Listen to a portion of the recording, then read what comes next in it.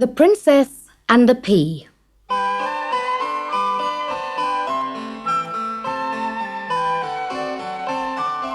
Long ago, a young prince lived in a far-off land, but he was not a very happy prince because he couldn't find a real princess to marry. "Oh, you're much too fussy," said the queen. "I've introduced you to the most beautiful, the most clever, the most charming princesses from here, there, and everywhere, but you're never satisfied." "I'm very grateful to you, Mother," the prince replied, "but a real princess is very rare. I'm sure I'll find her one day." In his heart he knew that somewhere, sometime he would meet her. He would never stop searching. "I've met many girls who call themselves a princess," he said. "The whole world calls them princesses. Some are very beautiful, some are very clever, many are very charming. But my princess will be all these things and more." For a year he sailed around the world in search of his perfect bride.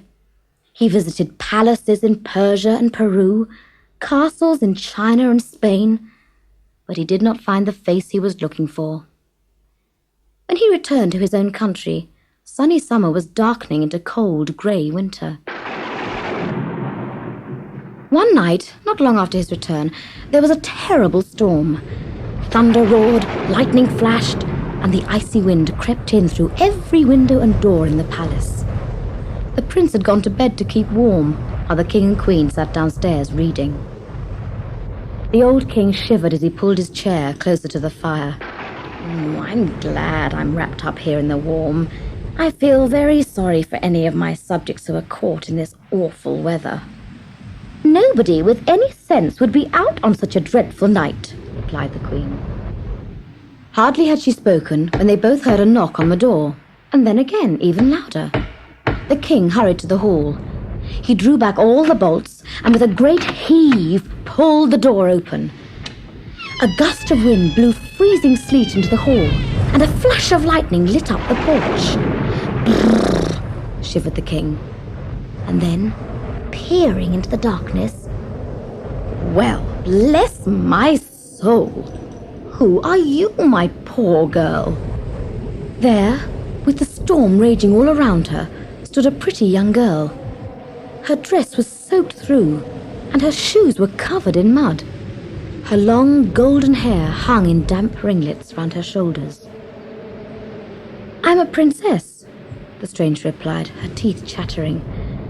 Yes, yes, my dear, of course you are," the king smiled. "Well, you had better come in.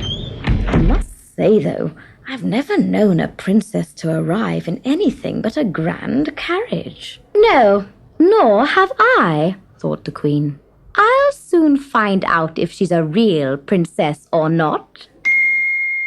So while the young stranger was warming herself in front of the fire, enjoying a hot meal, the queen and her maid set to work upstairs. First, they removed all the covers from the bed in one of the guest rooms.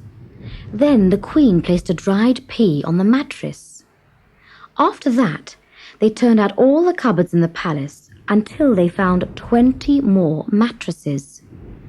These they placed one by one on top of the small, hard pea. There were mattresses of every colour of the rainbow, of every shape and size, and each one was quite thick enough for an ordinary person to sleep on in perfect comfort. You can imagine what a strange sight they made. "That's it," said the queen. "We'll soon see if she's a real princess or not." And she went back downstairs. "I've prepared a bed for you," she told the lovely stranger. "I'm sure you'll have a good night's rest." So the girl went upstairs, changed into a nightdress, and climbed the ladder to reach her high bed.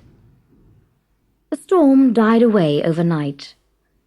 The queen was smiling to herself when the visitor came down to breakfast. "And how did you sleep, my dear?" she asked as the girl sat down at the table. "I'm sorry to say that I didn't sleep well at all," replied the stranger.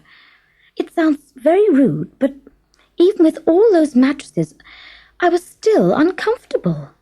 "But that's impossible," said the king. "You had the best bed in the palace." The girl blushed, afraid of sounding ungrateful. "Well, I felt as if I was lying on a pebble. And this morning, I'm black and blue all over." The queen could hardly believe her ears. "Then you are indeed a princess," she cried. "Only a royal person could have such tender and sensitive skin. Only a real princess could feel a dried pea through 21 mattresses." That was exactly what the prince thought too. When he came into the breakfast room, he took one look at the beautiful girl and knew at once she was the one he had been dreaming of. He didn't need to be introduced. He needed no dried pea, no 21 mattresses for proof.